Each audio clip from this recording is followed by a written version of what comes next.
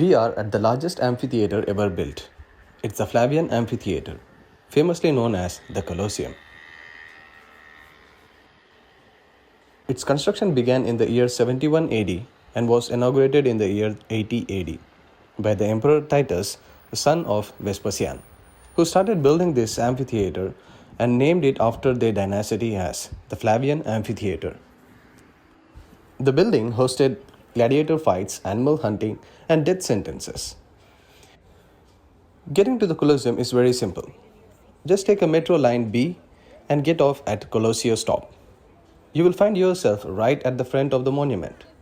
The taxi will drop you on the first floor above the metro station. This metro substation was opened in 1955, and after the movie Roman Holiday, the Vespa race and the passing of cars and mopeds was allowed around the Colosseum.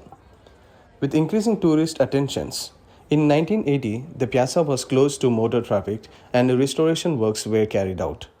And from 1996, they started charging for accessing inside. For more information about where to buy, what's the best time to visit, and how to reach Colosseum, check out the link in the description.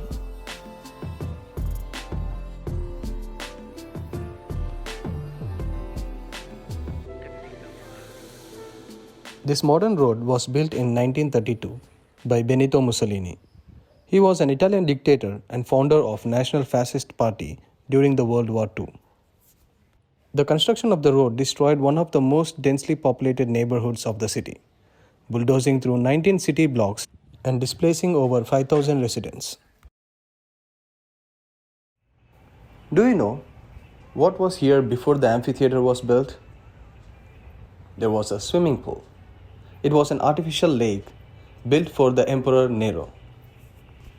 During 1st century BC, this valley was occupied by resident houses. In 64 AD, a terrible fire devastated a great part of the city, including the valley. The Emperor Nero, at that time, made changes in this place and included this region into his palace, Dogmus Aurea, and built an artificial lake at the place where the Colosseum stands now. He also had a 100 feet tall bronze statue of himself by the lake. It was called Colossus of Nero. It was later turned into a figure of sun god Helios. After Nero died, the Emperor Vespasian started building this amphitheater to give back this place to public. The arena inside was built over the lake and extended the seating area in the form of an oval shape.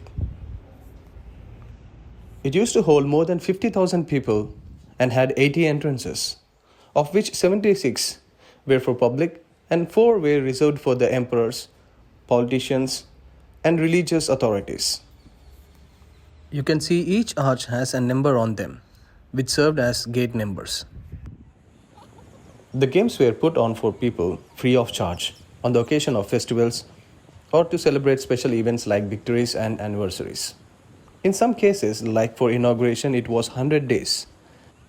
And after Emperor Trajan's victory over Dacia Kingdom, which is present-day Romania, they celebrated for 107 days. During this time, more than 10,000 animals were involved in the fight. Let's enter inside.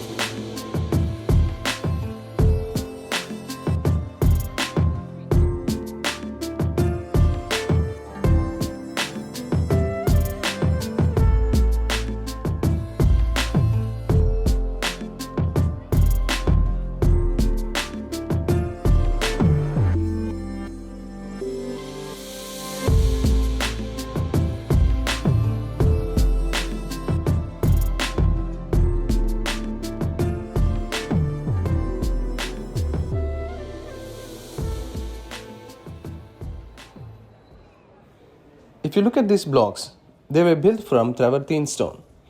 To hold the blocks together, they had metal pins to hold the upper and the lower block. You can see the holes here that were made to take those metal pins and reuse them. Like other present day stadium, it also has the inner and the outer walls separated by a corridor to walk along.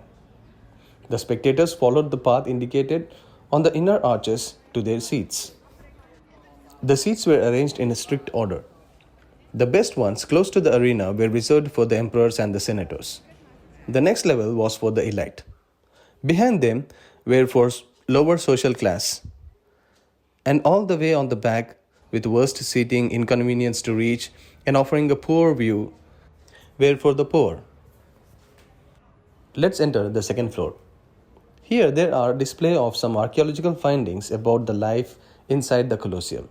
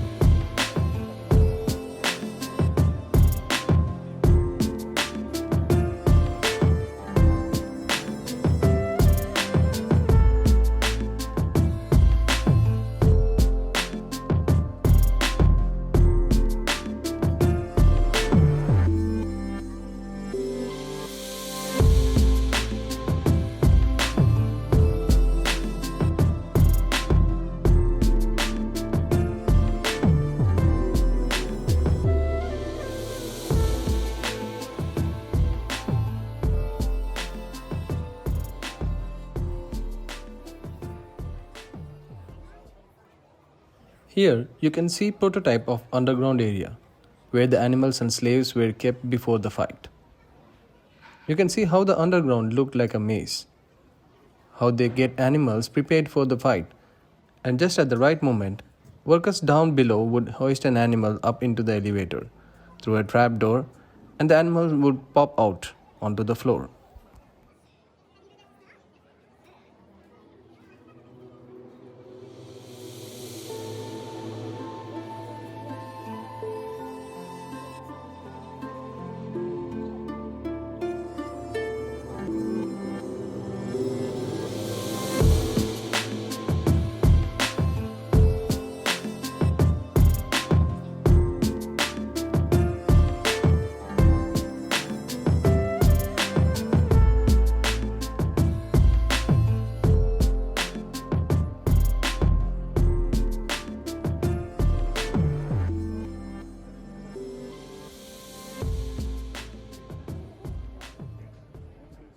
According to archaeologists, there were many native species of animals got extinct during the Roman Empire.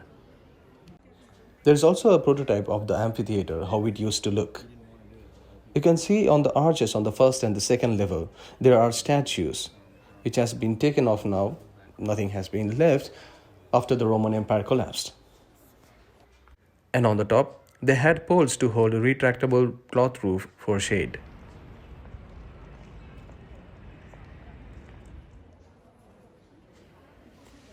Now let's enter inside the second floor seating area of the amphitheater. The gladiatorial games were not introduced in the Colosseum. They were much older than the Roman Empire. According to some historians, in the Etruscan region, which is the present-day Tuscany region of Italy, used to have the custom of holding slave fights. When war leaders died, the slaves were made to carry out a set of games as a part of funerary rites.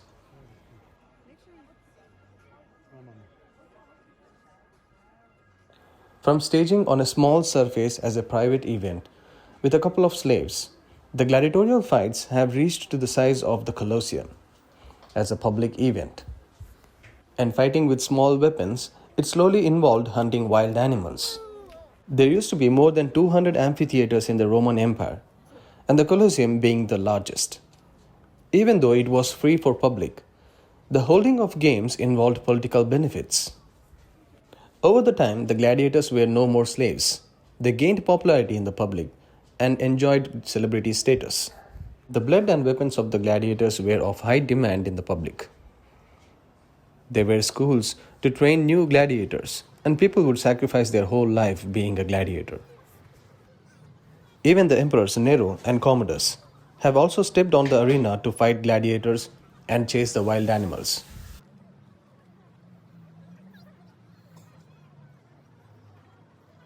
The animals entered the amphitheater through the underground passage and were raised onto the level of arena by the means of elevators. Large animals such as elephants, rhinoceros, and hippopotamus entered directly from the eastern entrance. After the fight, the slaughtered animals were transported into the underground area and butchered on the spot so that their meat and tusks could be distributed for free to the public. Inedible meat was used to feed the animals guarded in the animal breeding. This underground region once used to be the artificial lake, a private swimming pool for the Emperor Nero. When the arena floor was built, the water was still underground. They used to pump the water over the arena and flood it to replicate naval battles. But it wasn't for a long time. Due to requirement of large manpower, they drained the water completely and built the underground area. The arena was made of wood and covered with sand to absorb the blood during the fight.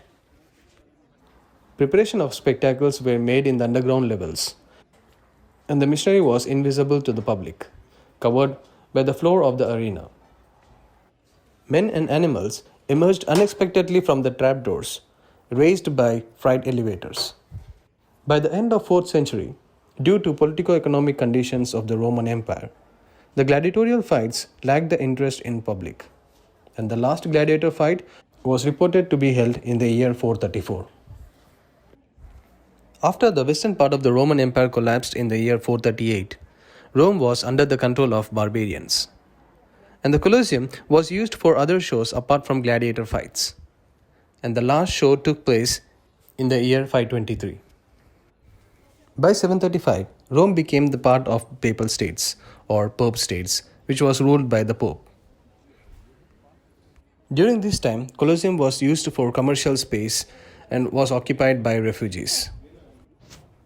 Over the time, it got eroded by wind, rain, and series of earthquakes weakened the structure, and a powerful earthquake in 1349 toppled the south side. And it was dismantled by the Roman citizens themselves, who used it as a quarry throughout the Middle Ages and the Renaissance. They reused the stone for palaces and churches, including the St. Peter's Basilica. Much of the marble was pulverized into mortar, and tons of iron brackets were melted down. Finally, in the 1724, a pope wanted to build a basilica inside and started to restore the structure. Until 1870, the restoration took place, but with unification of Italy, the project of building basilica inside stopped and took this final shape.